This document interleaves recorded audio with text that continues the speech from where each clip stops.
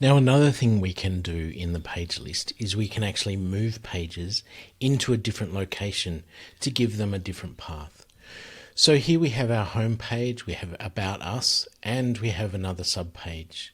And if I click through to edit another subpage, I can see that the path for this is under the home page, home/another subpage. But I want another subpage to appear under About Us. And the easiest way to do that is to drag it and drop it onto About Us. Now I can click this little arrow that's on the About Us page to expand the list of subpages that are under About Us, and we can see that this page, another subpage, has been moved under About Us. Now if I click through to edit this page again, I can see that the path has been updated.